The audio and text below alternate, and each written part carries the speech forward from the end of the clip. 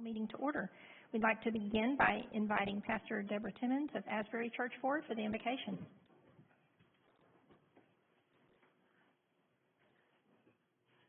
Oh, gracious and merciful Father, we thank you that we are gathered here this evening.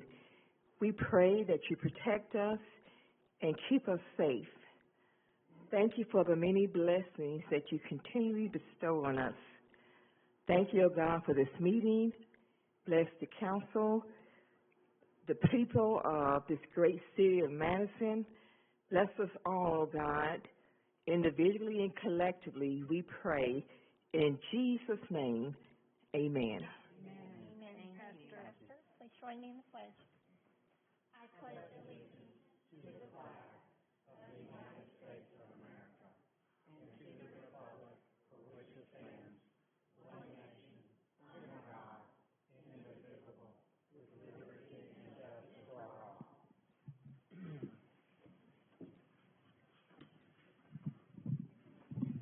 Roll call, please. Mayor Finley. Here. Councilmember Wroblewski. Here. Councilmember Spears. Here. Councilmember Powell. Councilmember Shaw. Council President Bartlett. Here. Councilmember Denzine. Here. Councilmember Seifert. Here. We have a quorum present. Under amendments to the agenda, we just have one additional presentation. We'll add as item C from the library, and Connie Chow, the interim executive director. So we will call her up under C. And otherwise, there are no other amendments to the agenda. Next, we have approval of minutes number 2024-12-RG dated June 24th, 2024.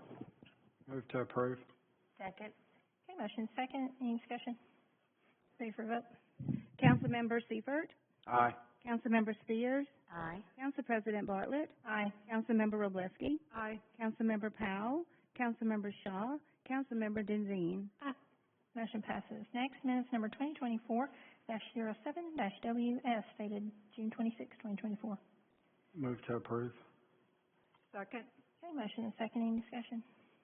Ready for a vote? Councilmember Seifert. Aye. Councilmember Wroblewski. Aye. Council President Bartlett. Aye.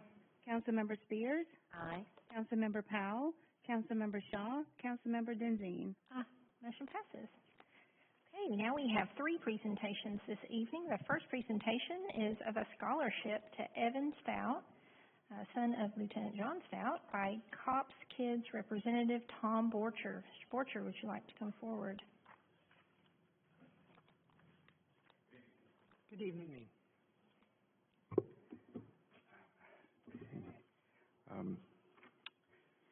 I'd like to address everybody, so if I spin around a few times, it'll be all right. If you could speak into the mic as you're spinning.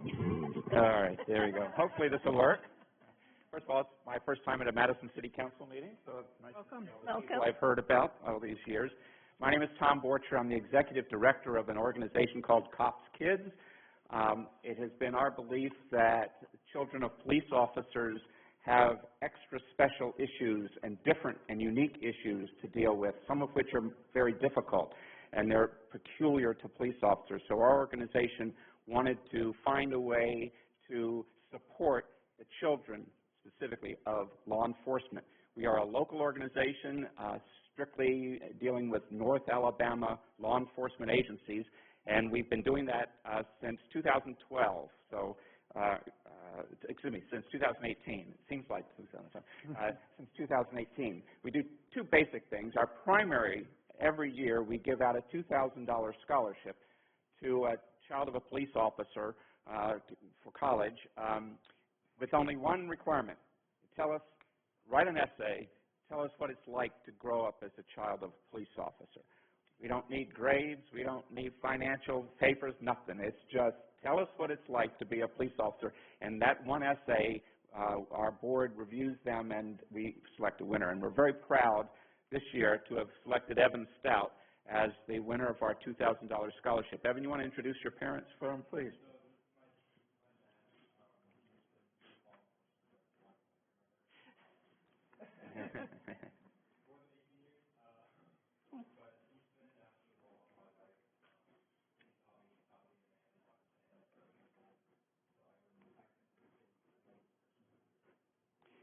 And I believe your mom did.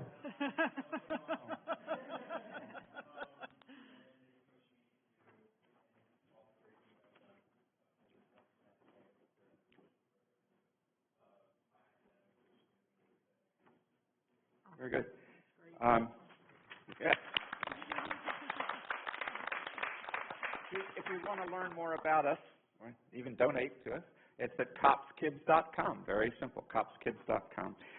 I wanted to, if you'll bear with me just another moment, I wanted to read an excerpt from Evan's essay. It was great, and I just would like to share just a piece of it with you. When I was a kid, my dad worked middle school shifts every day as a police officer. He would tell me that he would be home around 10 p.m. to calm my nerves about him not being home at night. One night in particular, I just couldn't sleep, and I watched the clock tick by as I expected my dad to come home. Finally, around 2:30, I heard the garage door open, 2:30 a.m. I heard the garage door open. I was so happy to see him come home that I ran out of my room and gave him the biggest hug I've ever given him until that point. I asked him why he had to scare me like this every night, why he had to put his life on the line for people he didn't know. In response, my dad told me something that to this day I would never forget.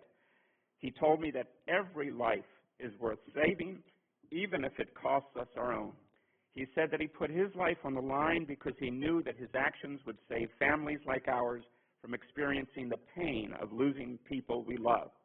By doing this, we remind everyone that humanity is not only filled with evil and conflict, but it's also filled with hope and compassion from people willing to sacrifice, to maybe be called upon to pay the ultimate price to protect and serve our community and the people we share it with. That's just a piece of the essay, but that gives you a flavor of what it's like, in a sense, to grow up as a cop's kid. I have a few copies of his. I have a few copies here for the council members to distribute later, if you'd like. But meanwhile, I'd like to formally present Evan. Unfortunately, we send a check to the school. So can't be too careful with that. Anyway, I would like to present him with a certificate. I can do that certainly from Top Kids that just says congratulations, you're the 2024 winner of the scholarship. So congratulations, Evan.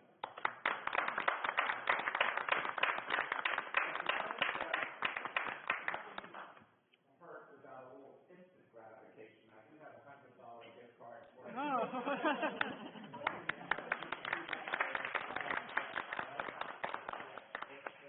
Thank you again. Thank you. Thank you. Thank you, sir. Thank you, and congratulations. Yes. Very good.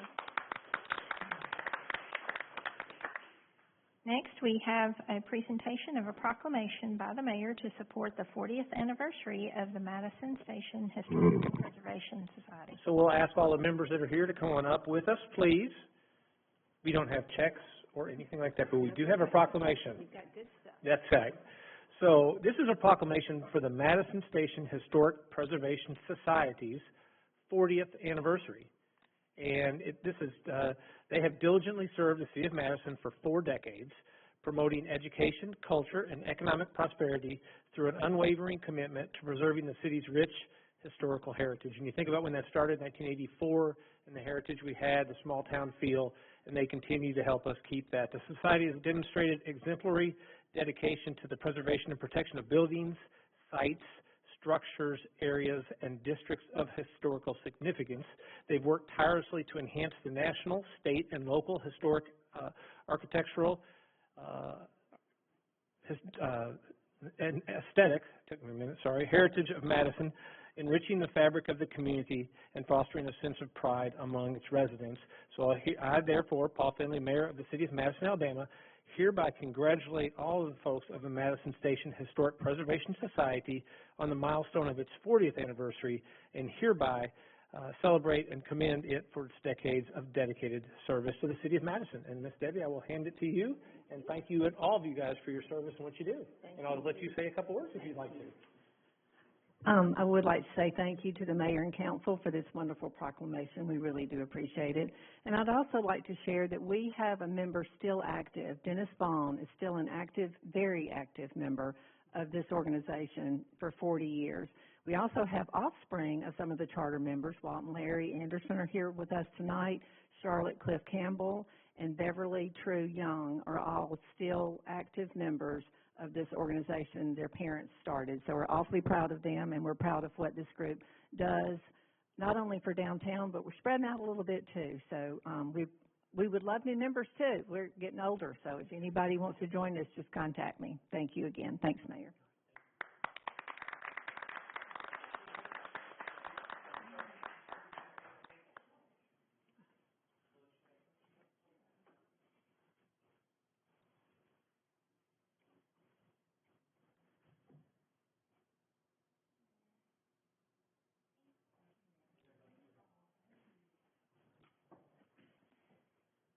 Turn the microphone back.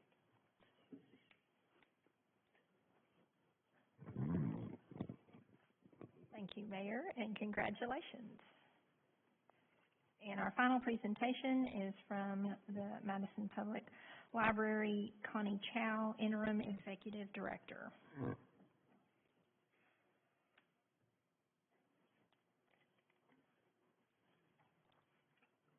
Good evening. Good evening. So tonight I'm here to speak to you about a process that's available through the Huntsville-Madison County system called the Statement of Concern. You don't need to look at it. Am I able to? You may need to turn it on. Oh, I've got it. You got it? There you go. All right, so our Statement of Concern, the purpose of it is we are aware that there are individuals that are able to view our collections that may have concerns about some of the subjects that we have. The role of the library is to give individuals the freedom to examine different subjects and make their own decisions about what they deem is appropriate for themselves and for their families. However, we know that they may find things that may be objectionable to them as well. So because of that, we have a formalized process for them to issue those concerns back to the library. The link that is above here is our link to our policy that also has a link to our Statement of Concern form that we have. There are a couple of requirements that are necessary for an individual to be able to fill out the Statement of Concern. The first is residency. They must be a resident of Madison County, or if they live in Limestone County, live within the city limits of Madison or Huntsville. The other requirement is they must have a valid borrower's card. And we have had individuals fill out the form where they're using someone else's library card. You must have a card for yourself. The link here is the direct link to the form itself. When you are filling out the form, you will be asked to supply some information. The first is your contact information, which will include your mailing address as well as your email. For the sake of simplicity, I'm going to talk about filling out the form for a book. You can fill out for other formats like a DVD or an audiobook or a music CD as well. So when filling out the form for a book, we will ask for information like the title, the author, as well as the copyright.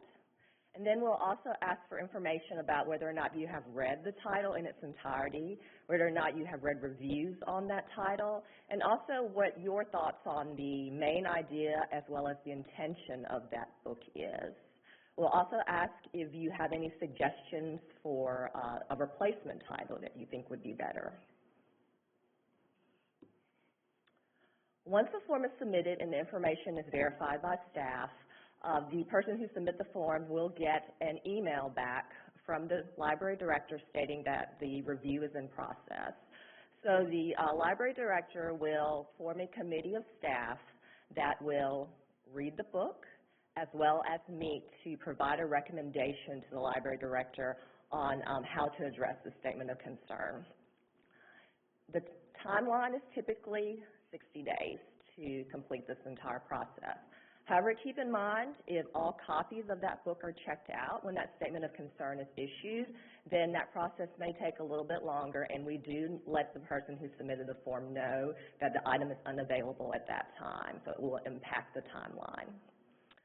Once the recommendation is given to the library director, a letter is sent in the mail to the individual who sent in the statement of concern. If they agree with that recommendation, that can be the end of that process. However, if they disagree with the recommendation, they do have 5 working days from receipt of that letter to send in writing to the library director that they would like further review of that title. The next step is the library director will present the statement of concern to the library board at the next regularly scheduled meeting. At that point, the library board will make their final determination on that statement of concern, and that will be the end of that process entirely. So that is the review of our formal process of statement of concern. I would like to see if you have any additional questions for clarification on the process. I'm just curious about how many of these do you get in a fiscal year or a month or however? Within this past fiscal year, we have received about 15 now. 15. And the circulation for the library is well above a million. Okay. Yes, well above that. It's a very small. It is a very small Okay. portion of our circulation. Thank you. Any other questions? All right, thank you. All right, thank you. Next, we will move into public comments. Public comments are limited to 3 minutes per speaker. When you approach the dais, please state your name and the district where you reside. We will begin with those who have turned in comment cards, and the first person who has turned in a card is Tanya Stolting. I'm sorry, is who? Tanya Stolting. Thank you.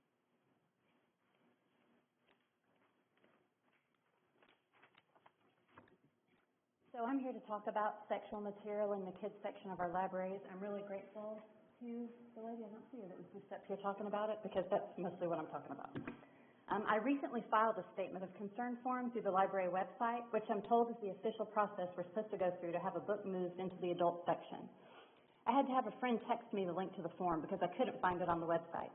The first time I filled one out, it was rejected because I included more than one book on the form. So I tried again, and the system would only let me submit one form, telling me that I'd already submitted a form and wouldn't be able to submit another. I never saw anything telling me how much time I had to let lapse before I could try again, so I waited a few days, and then the second form went through and was accepted. With such an arduous process, is it any wonder that Governor Ivey reprimanded our local library system?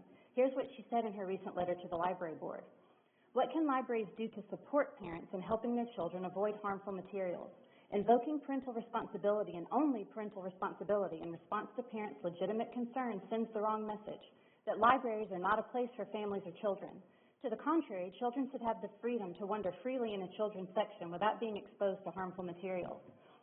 The governor also expressed her concerns about the influence the American Library Association has over Alabama libraries, and that the ALA's Library Bill of Rights labels denying children access to any material in the library as age discrimination, which means that children should have a right to access all library content, no questions asked.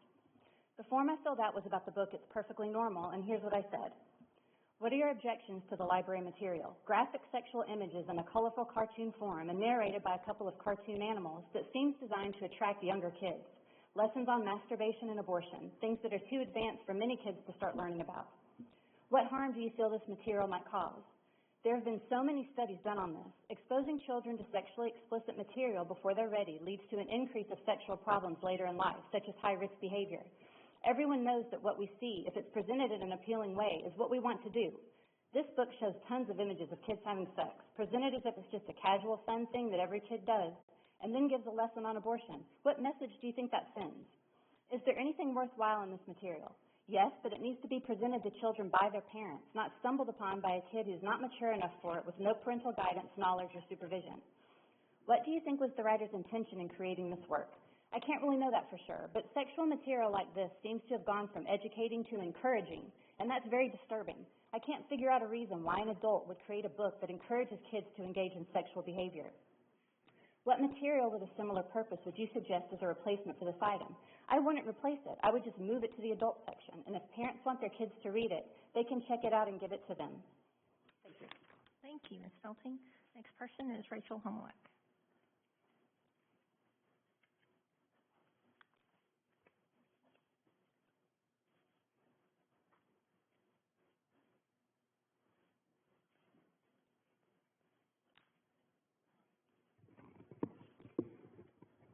Me again, Rachel Homelack, District 4, representing Children Cannot Consent. Yeah, we're talking about these gross, vile books that are found in the children's section of the library. So nobody's banning these, like Tanya was just saying. We're asking you just to move them so children can just go to the library. That's all.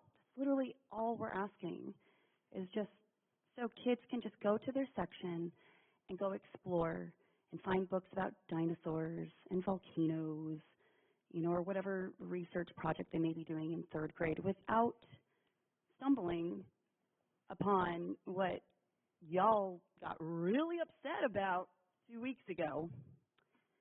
So, and that's another thing, you're not upset at me. You're upset that I'm exposing it. Why would you be upset at me? I didn't write the book. I didn't illustrate it. I'm just presenting it to you, and you don't like it because it puts you in a difficult position. That's why you don't like it. You just want me to shut up because certain people get real nasty real fast if you take away their ability to sexualize children. And I'm telling you that you're better than that. The children here in Madison deserve better. It is primarily conservative here in Madison. There's no doubt about that. Conservative parents don't deserve to be put in this situation. Then, yeah, you called me rude 2 weeks ago. What's rude? I don't know. I can't think of anything more rude than lying to parents and deceitfully placing highly sexual books in their section when parents think that it's fine and they don't have to worry about these things. That's what's rude. Seriously. So, like Governor Ivey has said, you need to follow the new policies that are going to be set, that are hitting next Monday on the 15th, or else we're going to lose funding. Over $500,000 of funding. Is that really worth the hissy fit? You want to tell all the taxpayers that you're going to cost them over $500,000 because you won't move a few books? Seriously? And the reconsideration process is totally rigged. I find it ironic that she didn't talk about the committee. Who is the committee? Oh, well, the committee are the people that put the books there in the first place. So there's no oversight. So us in the community, we want oversight. We want that committee to include everybody, including parents here in Madison City. Thank you. The next person who's filled out a card is Susan Stewart.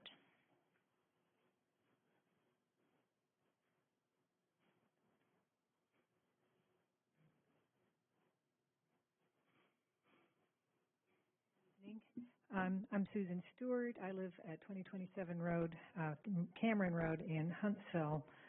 I've been here a couple of times before. And while I'm not from Madison, I am a resident of Madison County and a patron of the library system that's being discussed again tonight in this chamber. And there are a lot of other people who also are here who support the library, including several from Madison and at least one more from Huntsville. If you want to give us a little wave, yeah, we're here. We're here and we support the library. I'm here to say that I'm grateful for the excellent services and materials provided by the Huntsville-Madison County Public Library. I believe that the process in place to address books of concern is clear and simple. We have seen that it works. Books have been moved. To me, Madison is a part of my greater community.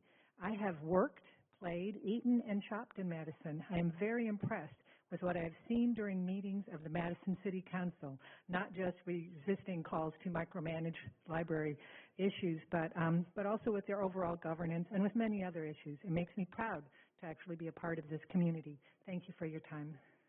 Thank you, Ms. Stewart. Is there anyone else who would like to address the council? Please come forward, state your name and district. If not, I'll close public comment. Margie did see him. Oh, okay. She's just making sure nobody else was coming. That's all you were doing. More cards. Margie Daly, District 6, Karen's District. Our country currently pays $892 billion annually for interest on the debt. There was $276 billion in COVID fraud. We're a country in the red financially with fiscally irresponsible elected officials living off a credit card mentality. How much does our city owe? How much do we pay in annual interest? At the very least, it's $150 million, add the Board of Ed debt, the MU debt, and other loans, example, Noresco for those horrible LED lights, and several other bonds. We have on the public record, Roger will work his magic, shuffle the pots of money. Those are our tax dollars. We want physical responsibility on our tax dollars. It makes me nauseated when someone can say that he brought in the most money into this city. No, you guys have made the most debt Madison City has ever been in. We're in debt till 2050. There's no plan to pay it off after the 15-year tax abatement at Town Madison. Recreation has received millions of dollars every other council meeting.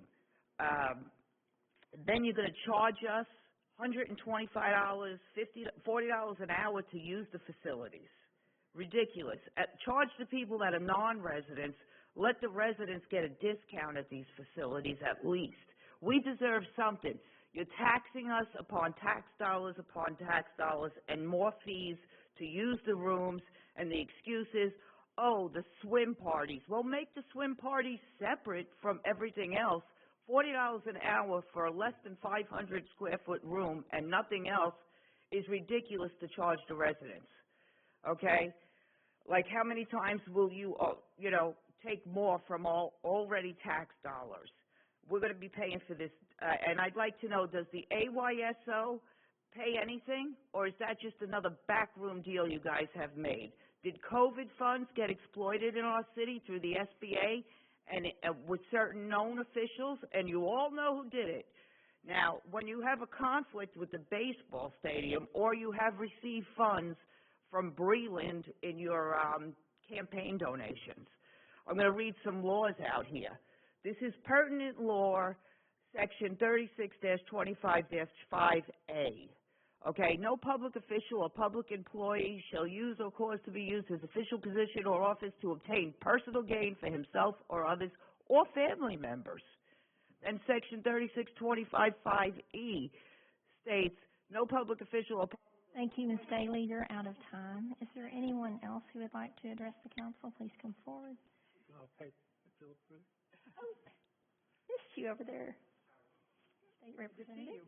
Hello, Mayor, Madam President, and members. I rise this evening to ask your support of your proposed ordinance 2024-206. That is the ordinance to remove the sales tax off of hearing devices or hearing aid devices. I come representing Representative Margie Wilcox, who is the author of this bill in the House, and she has asked me to come and just encourage you to consider that. We did remove those state taxes, and we're asking our local municipalities to also consider that. So I appreciate your consideration in that ordinance that you guys will take up this afternoon. Thank you so much. Thank you. Thanks, Representative Rixey. Anyone else like to address the council?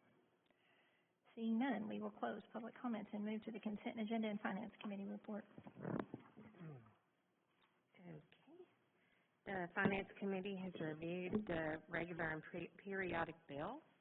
Also on the consent agenda is an amended agreement with Republic Services to add twice weekly dumpster services for the community center. The renewal of the uniform rental agreement with Cintas. The disposing of some property from the fire department through gov deals, and also first one is a vehicle extended stendo bed slide out, and the other one is a Tahoe. And those will be both disposed of through GovDeals, and the acceptance of a donation from Ella Jo Thompson of $200 for the fire department. And with that, I move to approve. Second. Okay, motion is second. Any questions, discussion? Ready for a vote? Councilmember Spears? Aye. Councilmember Wroblewski? Aye. Council President Bartlett? Aye. Councilmember Powell? Councilmember Shaw? Councilmember Denzine? Aye. Councilmember Seifert? Aye. Motion passes. Next, presentation of reports beginning with Mayor Finley. Okay, just one thing, and that is just to commend Corey and his team in Recreation for a great July 3rd celebration at Dublin. And then you tie that together with all the people that help support Recreation, police and fire, obviously spending an enormous amount of time on the front end, looking at every scenario that could happen and being set up for success. Public Works, I know Samantha was there from Mayor's office, did a great video on that. And then our school system, partnering with them to use the buses and use Bob Jones and go back and forth. So overall, just a really successful event that I know most everyone looks forward to. And the show is always great. So great job, Corey and team. And with that said, that's all I have. Thank you, Mayor. District 1. Yes, ma'am. I was going to mention that also. We went and saw the fireworks, and it was a fabulous job by everyone involved. And we're so appreciative that we live in a city that can have fireworks, and for our residents and anyone who's visiting. Also want to thank Commissioner Violet Edwards for inviting me to her Women in Government seminar last week. Really enjoyed it, and it was great to be involved with that. And just want to address Mrs. Homelak and Mrs. Stolting on their concerns. Mrs. Homelak has been here since April 8th, and as far as I can tell, has one request, and that is that we move books in the library. And I will say, I'm not going to speak for everyone on council, but we do not buy books for the library. The library buys those books, and when those books are bought, we don't determine where those books are shelved. That's the library's job. That is not our job. And the reference to possibly cutting funding, I try never to say always or never, because there are always special circumstances, but I will say pretty much unequivocally, I will never vote to cut funding to the police department, to Madison Fire and Rescue, to Public Works, or the library. I will never support that. There's a process that Mrs. Chow said is in place. Maybe you can only do it one at a time. This is not the body to determine where books are shelved. And I'm going to leave it at that and say that's all I have. Thank you. Thank you. District 2. Yes, I wanted to thank everybody who was involved in the Star Spangled Celebration also. And also thank Steve Smith for my tour of the community center. It's coming along. It's going to be fabulous, y'all. It's going to be a great place for our community to get together, a lot of meeting rooms that are available for everything from birthday parties to concerts to scout meetings, and they have pottery, ceramics, all of that over there, and it's going to be a great place. Also going to give us a great facility for our Meals on Wheels, which is wonderful. Also wanted to thank everybody who came out to our town hall on the budget. All of your comments and suggestions have been noted, and we really appreciate your efforts to come out and tell us what you think. And that's all I have. Okay, thank you. District 6. Right. First, I'll start off with the Beautification Board. They're having their annual award ceremony for all those that do contribute to making our city look that much better. So that is going to be on this Thursday in the morning, and I just want to give a shout out to all those that worked hard on the Beautification Board to go out and do all the judging. It's a chore, but it's a wonderful chore to do. And I'm grateful for those doing it, and I'm excited to go on Thursday and to congratulate all those that won awards. The second thing I have in here has to do with the library. Okay, I've been listening to what's been going on, and I did some research. I think what's at the crux of this is rule number 520-2-2-.03. Okay, in that they are coming from the state level. They have established policy, library, establishment policy, and service requirements. Okay? Now, within those requirements, they have a list of things that must be done in order for the library to continue to receive funds. So, number 2, in order to receive state funds, a library board must. All right, now it goes on, have a qualified library director, it's several things, okay? The one that we have been working on here is number 11, physical location and relocation of sexually explicit or other material deemed inappropriate for children or youth. Okay, this is going to be falling under their purview to remove to a different location, so those that are young cannot just have easy access in the library. Okay, there's also number 12, which is advance approval of materials recommended, displayed, or otherwise actively promoted to children or youth. So these are not things that we have. You're right. We have no control over this. This is done in the library level.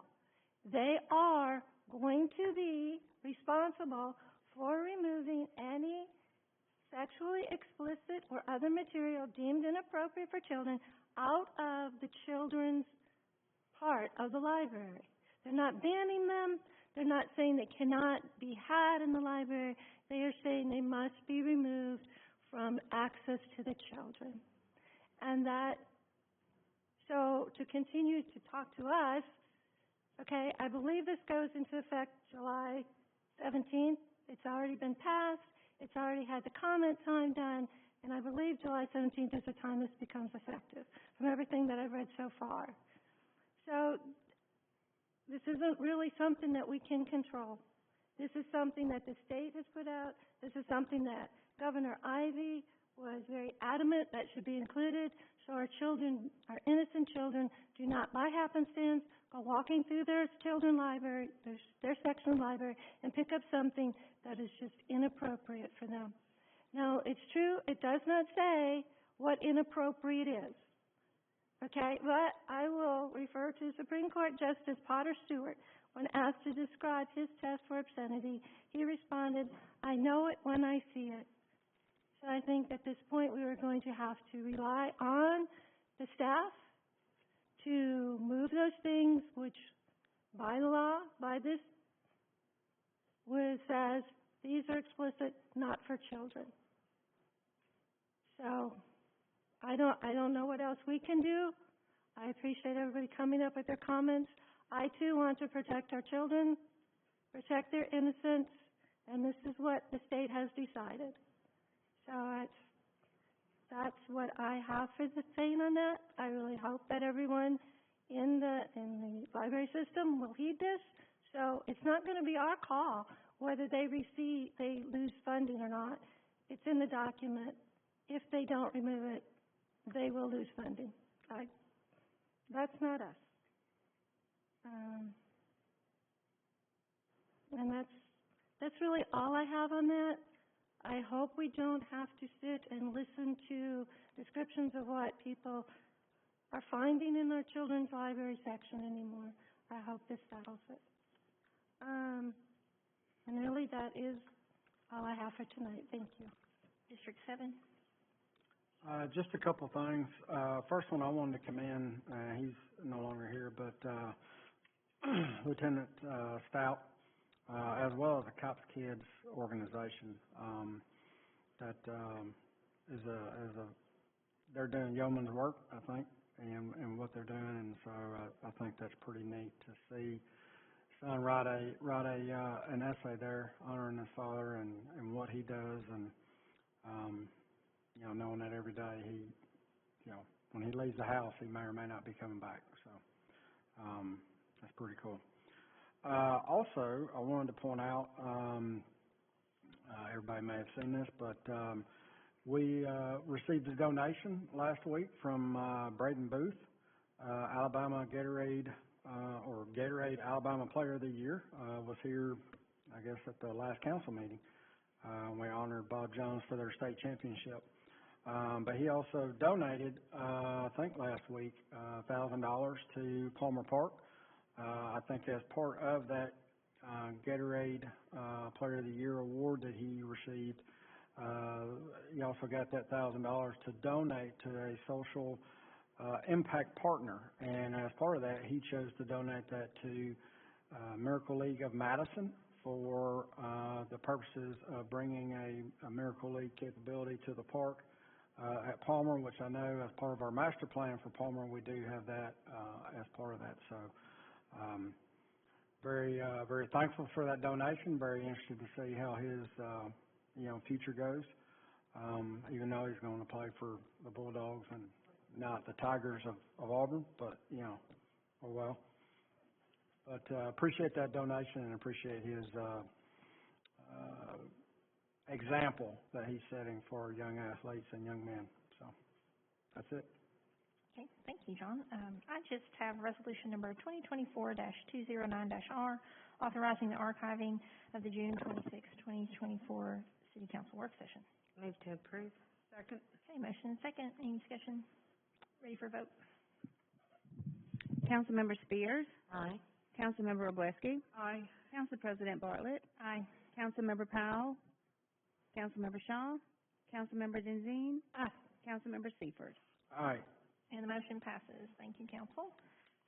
We do not have any board or committee appointments, so we will move into public hearings. We have a couple of hearings tonight. The first one on zoning certain property.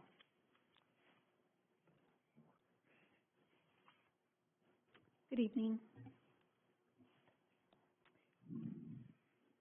You have proposed ordinance number 2024-124, and this is a request to zone property as R2. You can see that property is demarcated in the hashed area there west of another R2 property. This is a single-family home. It's 0.37 acres, a little over 15,000 square feet. This property would be zoned R2, as I mentioned, upon annexation, and you've got that annexation under consideration later in your agenda.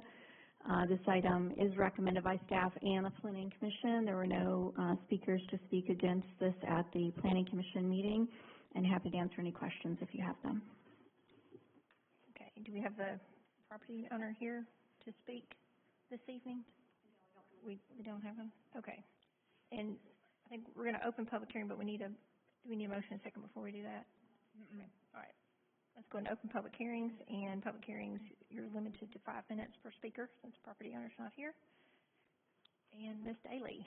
Ms. Daly, from Margie Daly from Karen's district.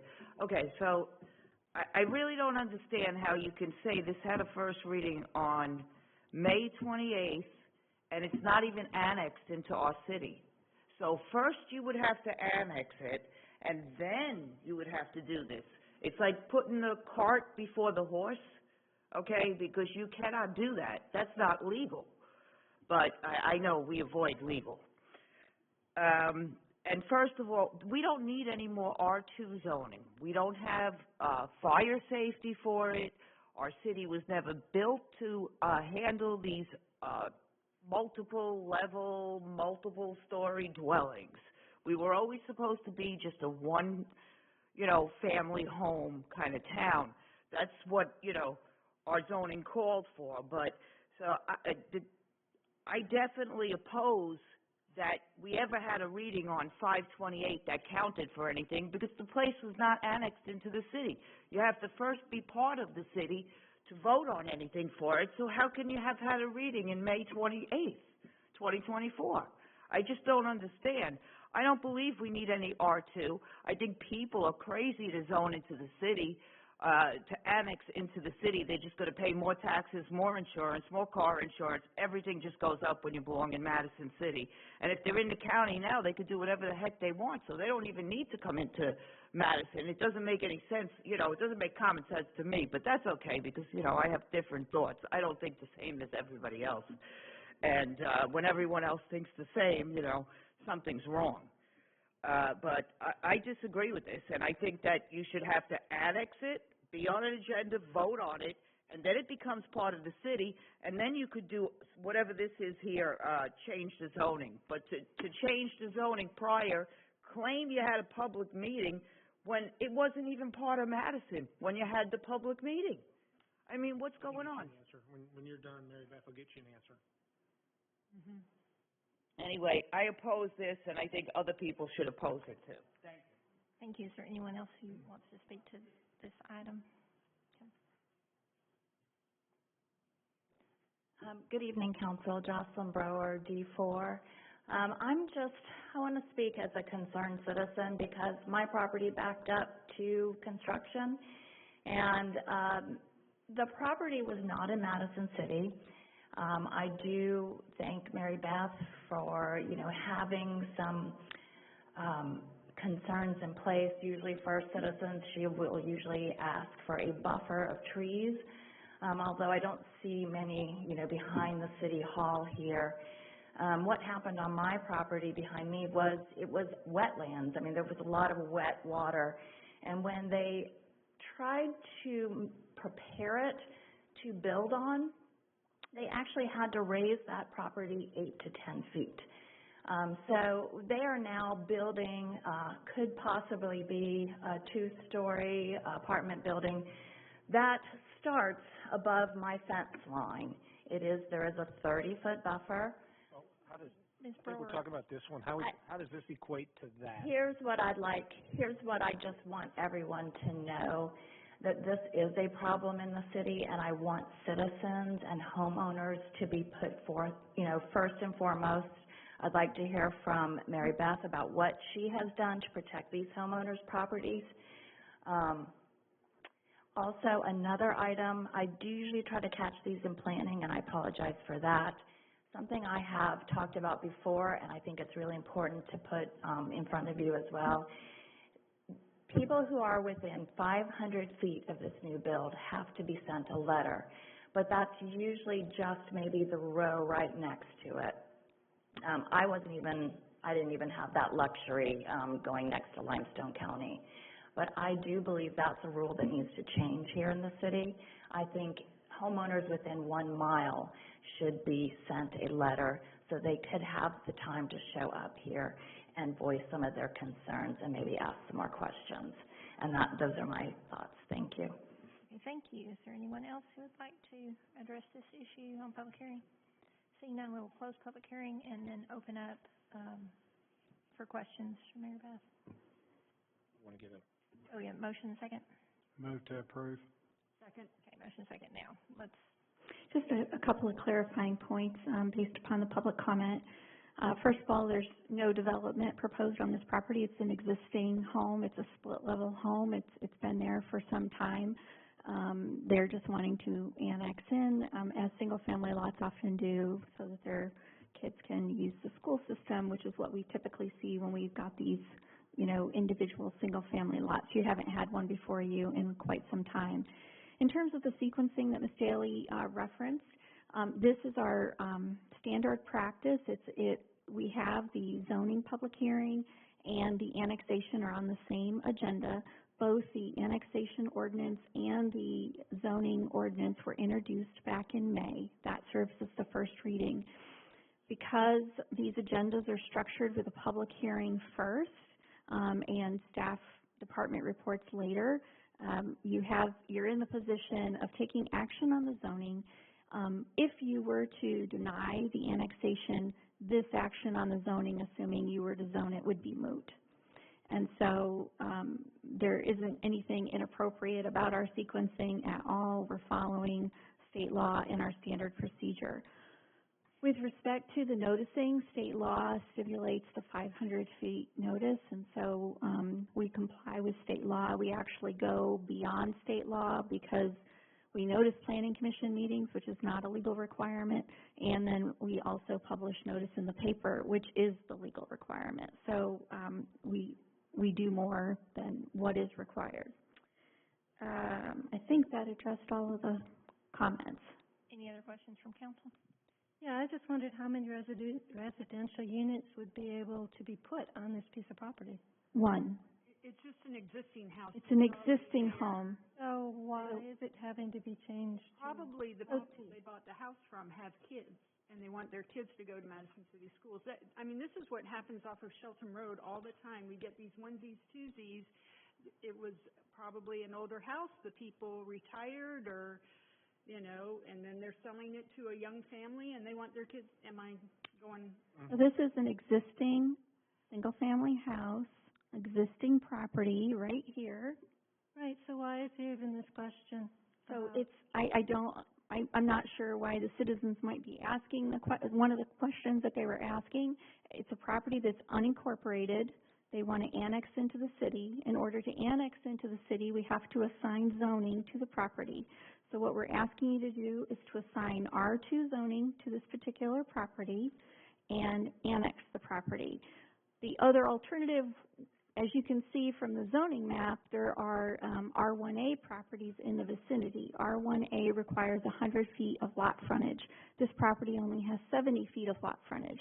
Therefore, it couldn't comply with the R1A requirement, which is why we're recommending R2.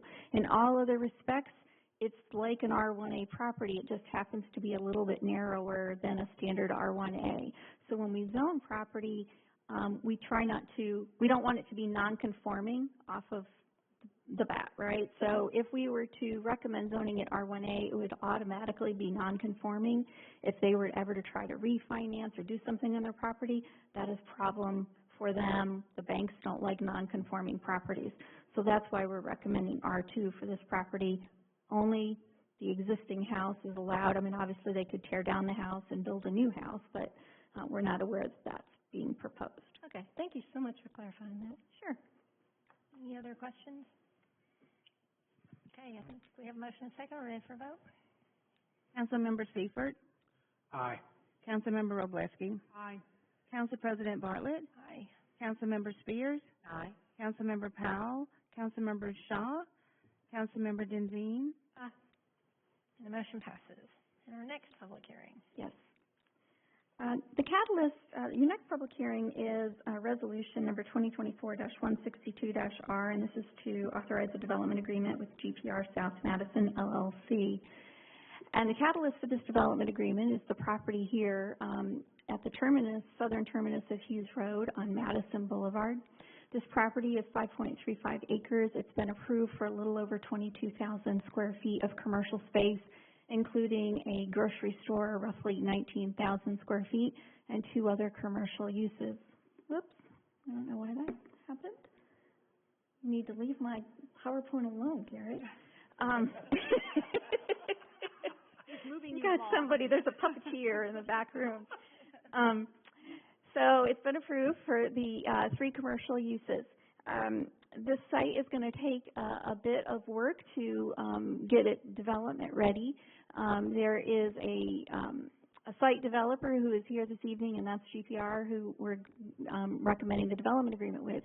They're going to be doing master site improvements, which include elevating the site, dealing with floodplain issues, and the stormwater improvements.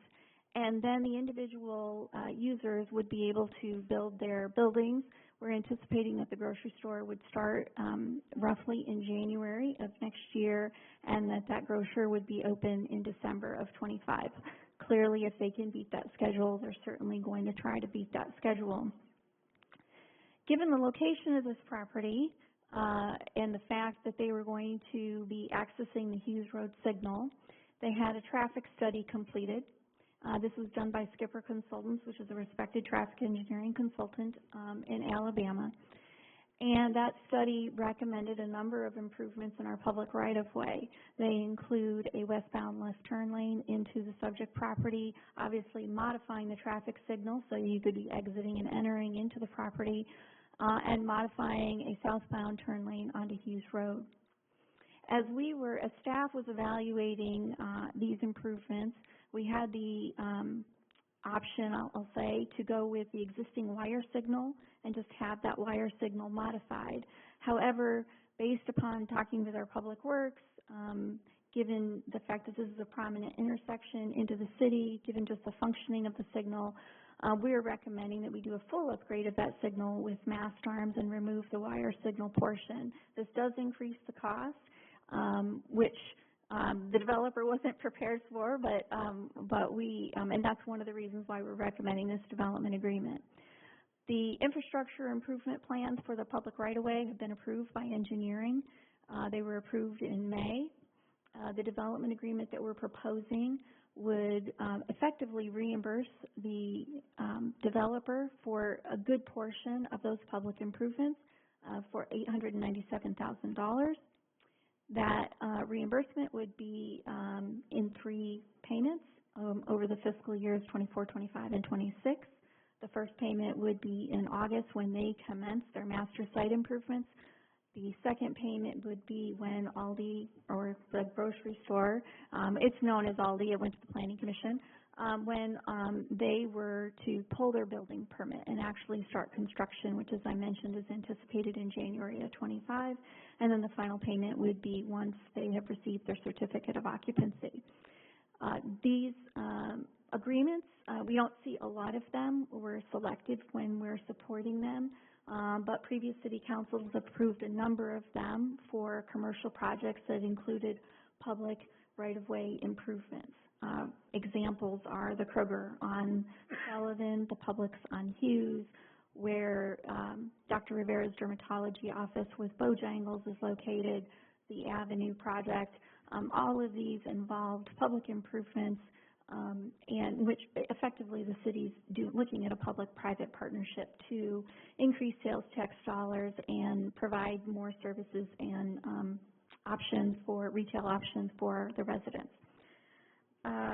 With that, I think I'm going to conclude my remarks, and I think that would, yeah, that's the last one. As I mentioned, the developer representative is here, Les Lewis, and happy to answer any questions that you may have. And this is a public hearing item, yeah. Okay, we're going to open public hearing.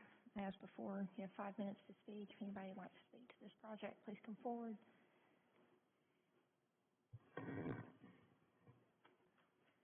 Okay, so my question is, why do we have so much in the works? Can we slow down? Can we fix the traffic lights on Hughes Road before we start doing this stuff in the year 25, 26, when this council may not, hopefully, even be here? You know, hopefully we'll have some good residents that are looking to run for office and that can get us out of debt instead of just spending money.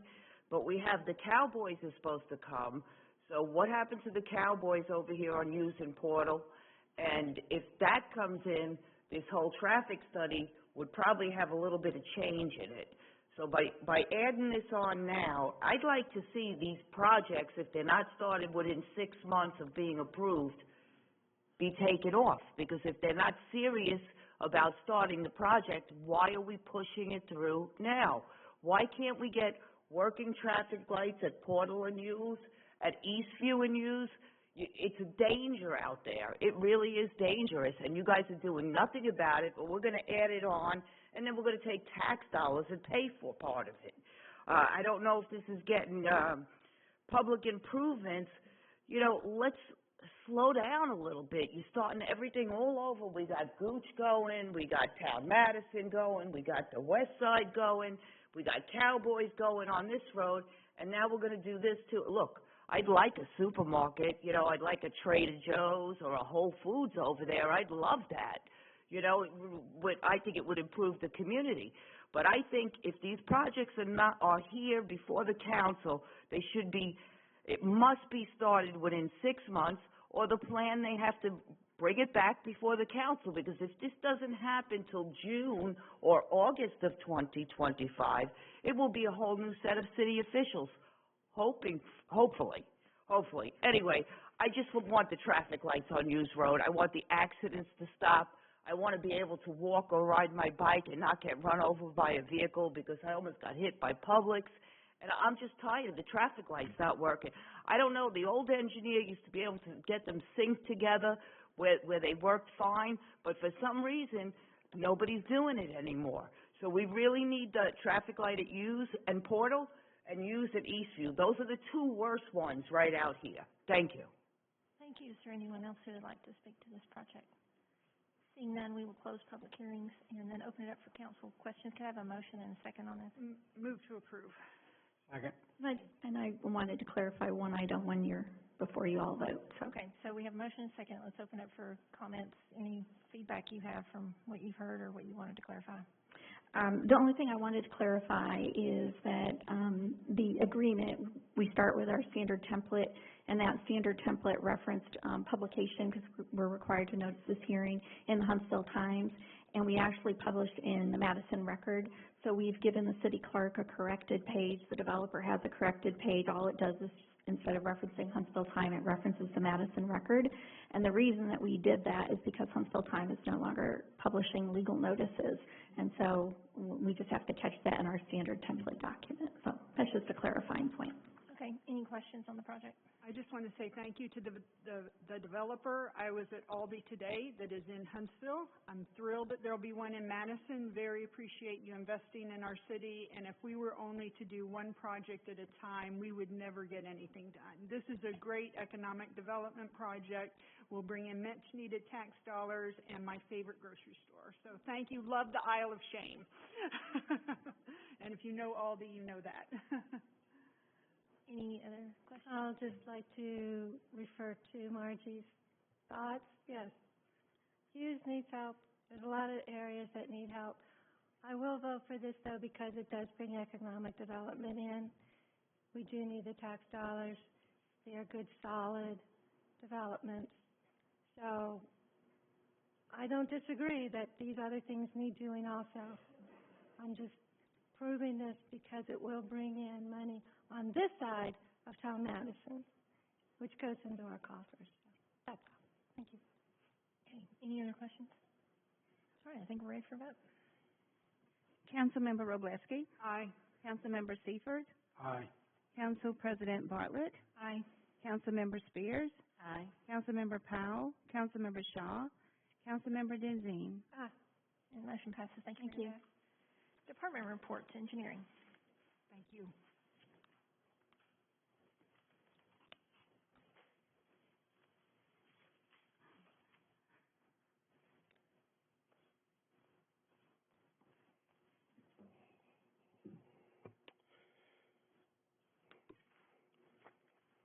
All right, first I have resolution number 2024-198R. This is authorizing amendment number 3 with Goodwin Mills and Kaywood on project 22036, Huntsville Brownsferry Green Roundabout. This was for right-of-way acquisition preparation, $900 to be paid from engineering department budget. Move to approve. Second. Motion second. Any questions? Ready for a vote? Councilmember Spears. Aye. Councilmember Seifert. Aye. Council President Bartlett. Aye. Councilmember Wroblewski. Aye. Councilmember Powell. Councilmember Shaw. Councilmember Denzine. Aye. Motion passes. Next. Okay, next I have, resolution number 2024-212R, authorizing the mayor to sign a letter of concurrence with ALDOT for award of the Madison Blvd paving project to Rogers Group, $651,496.80 to be paid from Fund 38. Move to approve. Second. Okay, any questions? I don't have a question. Can you just remind everybody what this is helping us accomplish? Why we're, what the ALDOT side of what they're paying? Sure. So this project goes back several years. It predates me. We've been going through this process of getting the ALDOT funding to repave Madison Blvd, big chunk of Madison Blvd. We're upgrading one of the signals or redoing one of the signals, adding some turn lanes, median cut. So ALDOT's already done the bid. They've opened the bid. They're ready to award it to Rogers Group. I think the total bid for that is $2.5 million or thereabouts. Adding to that some of the ALDOT administration fees, overhead, all that stuff, their review brings it to about $3.1 million, I think is the total. The city's on the hook for 20% of that. So that's what this amount represents, is our amount, our match for that project. And so they came back last week and said we're ready to award. We're trying to get a quick award for this so they can get started sooner rather than later. And they've given me a deadline of Wednesday to deliver the letter and the check. So Brian was able to help out and go ahead and get this on the agenda before the packet went out, so you guys had a chance to see it. Of course, if you have any other questions about the process, I can help. And when would you anticipate work beginning?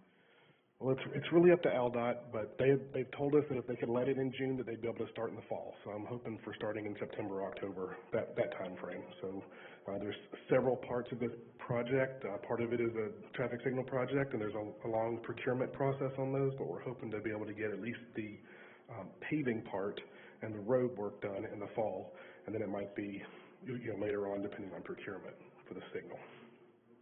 Okay. Any other questions? Ready for a vote? Councilmember Seifert? Aye. Councilmember Spears? Aye. Council President Bartlett? Aye. Councilmember Wroblewski? Aye. Councilmember Powell? Councilmember Shaw? Councilmember Denzine? Motion passes. Thank you, Michael. Legal.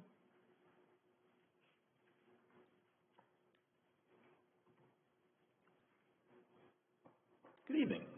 I have one item for your consideration. It's proposed ordinance number 2024-206,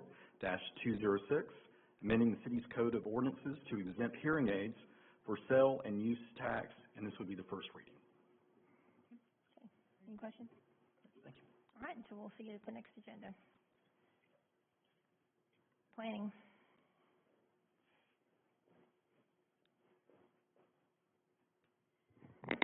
We have proposed ordinance number 2024-123, and this is for the annexation of the property we were just talking about. I think there's an exhibit that's going to be popping up. We remember. The puppeteer has taken the night off. Yes, you do. It's the same exhibit that I gave you. Yes, thank you. So the property in question is that one that's shown as proposed R2, and this is the companion piece to the public hearing item, and that is the annexation. And we're recommending approval. Move to approve. Second. Okay, motion and second. Any questions? Ready for a vote? Councilmember Wroblewski? Aye. Councilmember Spears? Aye. Council President Bartlett? Aye. Councilmember Powell? Councilmember Shaw? Councilmember Denzine? Aye. Councilmember Seifert? Aye. Motion passes. Thank you. The next item is resolution number 2024-204-R, and this is to set a public hearing for the rezoning of property that you see highlighted in yellow. This property is currently zoned ag. It's proposed to be rezoned to urban center. It is approximately 0.55 acres. This is a cleanup item that the developer is proposing. When the property was rezoned to UC, they should have captured this little bit of sliver to the west of the interstate ramps. It was missed in their legal description, and as they're now contemplating development, it was discovered. So it's a cleanup item. Motion to set the public hearing. Second. Okay, motion second by Denzine. Ready for a vote? Councilmember Wroblewski? Aye. Councilmember Denzine? Aye. Council President Bartlett? Aye. Councilmember Spears? Aye. Councilmember Powell? Councilmember Shaw? Councilmember Seifert? Aye. Motion passes. Your last planning item is proposed ordinance number 2024-188. This is for vacation of utility and drainage easement located within Lot 86 of the Bellawood subdivision. The address of this property is 117 Oakland Church. It's undeveloped at this time, and we are asking for your approval this evening. The area that's being vacated is right back here, and this has to do with a retaining wall that got constructed where it shouldn't have been, and this is just, we're cleaning up the property effectively so it'll be buildable for a home. Move to approve. Second. Okay, motion second. Any questions? Ready for a vote? Councilmember Wroblewski? Aye. Councilmember Spears? Aye. Council President Bartlett? Aye. Councilmember Powell? Councilmember Shaw? Councilmember Denzine? Aye. Councilmember Seifert? Aye. Motion passes. Thank you. Police.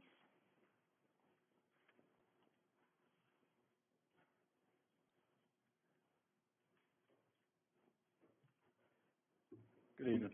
Here for proposed ordinance 2024-195. It's the first reading, and it's amending the city's handicap parking ordinance. And I told Ms. Bartlett the intent here is to mirror what the state code is so that we have a uniform way of marking handicap parking. We've noticed some complaints and also through our own observations that different businesses and different locations will have these things parked differently, so people get confused, and we want to make it uniform and standard. Okay, thank you. Second is Resolution 2024-208R, authorizing a service agreement with PropertyRoom.com for auction of abandoned and unclaimed property from our property and evidence. We are required by law to do that at least every 6 months. We were able to make contact with PropertyRoom.com to facilitate these at no cost to the city. They just take a small percentage of the profits from the auction. Move to approve. Second. All this eBay for police materials. Something like that. Okay, ready for vote? Councilmember Wroblewski. Aye. Councilmember Denzine. Aye. Council President Bartlett. Aye. Councilmember Spears. Aye. Councilmember Powell. Councilmember Shaw. Councilmember Seifert. Aye. Motion passes. Thank you. Recreation.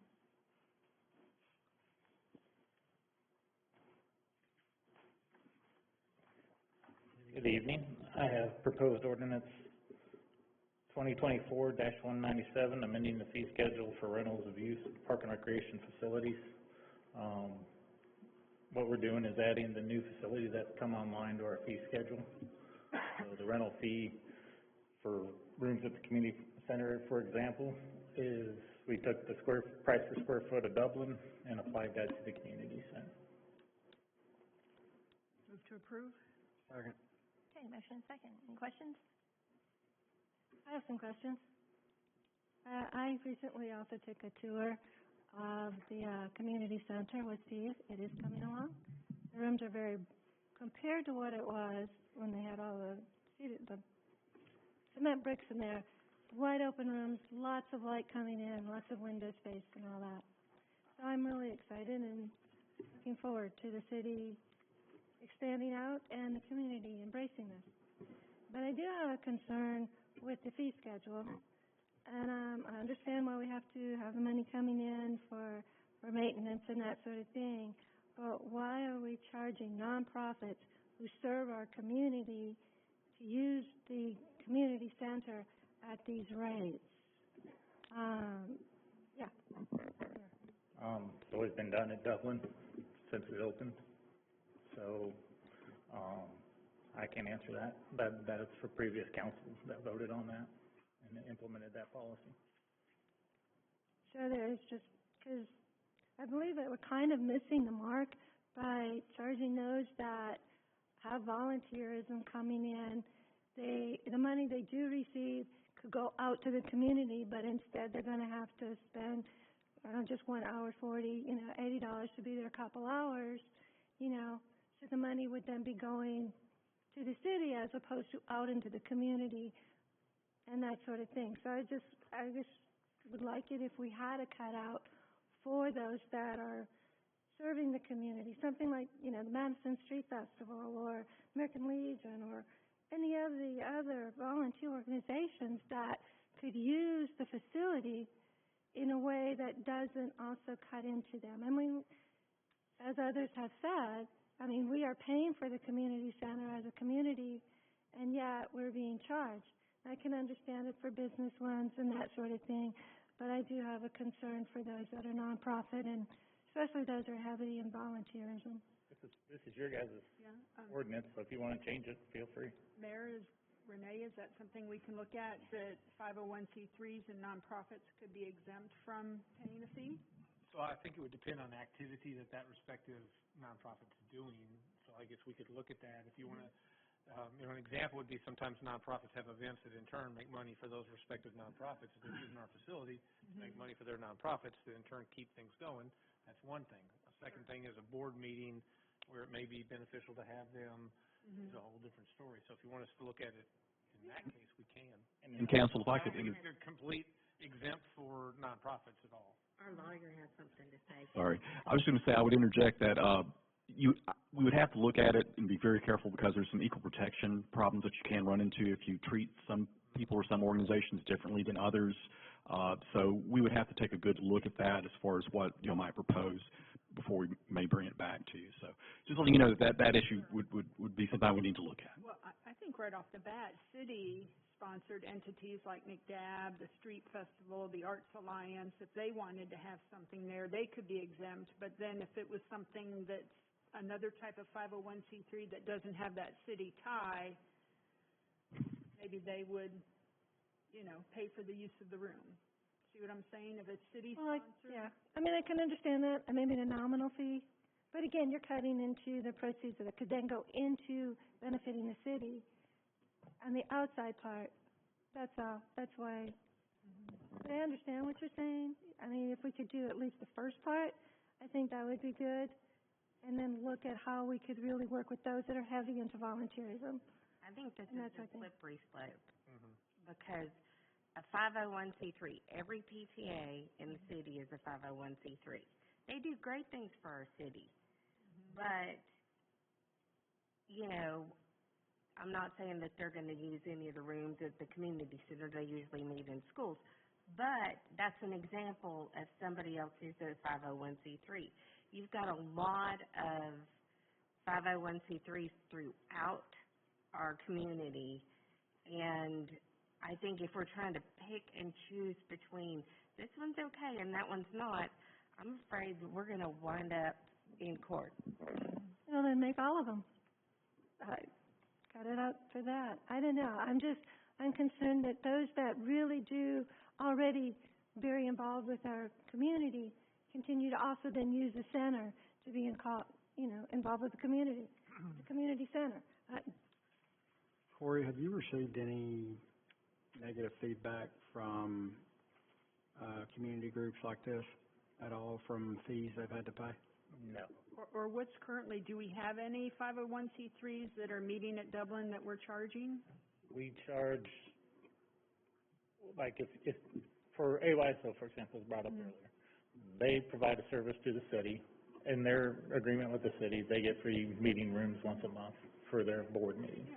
Same thing with baseball, softball, all of them. VFW, for example, come out and help us with special events. They were out there on the 3rd. We can trade services for their meeting space.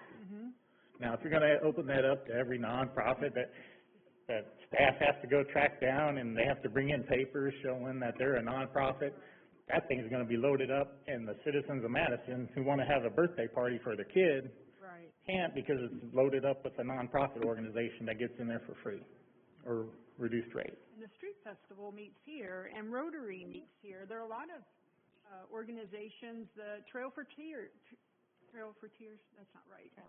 Trail of Tears, they meet here, and they're not charged. So the Street Festival is not charged. No, they're not, but it would be a place for them to meet other than here that's in the community center. It's up for you all to decide. That's my thoughts, that's all. And the only thing, if I could interject, we did some research and we've had some sort of fee schedule in place since going back to 2002, the first resolution I could find putting it in place. So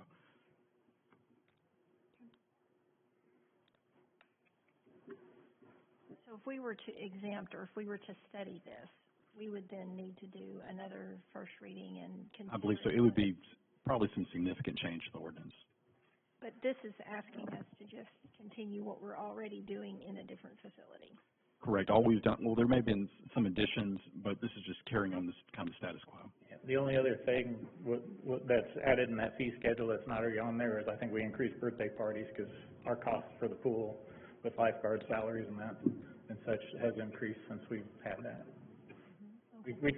We try to recover a percentage of our variable costs. So the fixed cost, so anything that requires people coming into your building that increase your costs, we don't even recover the full cost of that. So if we did that, we would lose, I think we take $20,000 in rentals at Dublin a year. That would be gone. And again, and that's fine, but my concern would be, our residents want to use that facility. Now, does a nonprofit coming in from Huntsville that wants a free place to meet take precedence over my resident that we are chartered to serve, that's a slippery slope. And how do we chase those down? We're trying to fix a system that isn't broke right now, so. Right. Our suggestion would be approve it as it is, and then if you want us to look at something that's different, we can. But right now, this system has worked. All he's doing is taking the whatever the cost is per room, divided by the square footage, going over to the community center, taking the square footage and applying that respectively. It's the same as we use at Dublin with a brand new facility. We need to look to designate one specific room over there that's for nonprofits that they could continually, I mean, we can look at a lot of different things, but this gets us started when that facility opens, that we can use that as recreation's currently using things. Okay, I think we should vote on what's presented.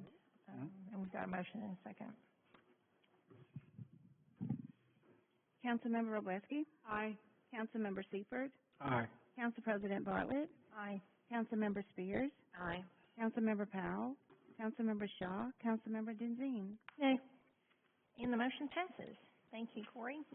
Any other miscellaneous announcements? All right, and I think we're adjourned. Move to adjourn.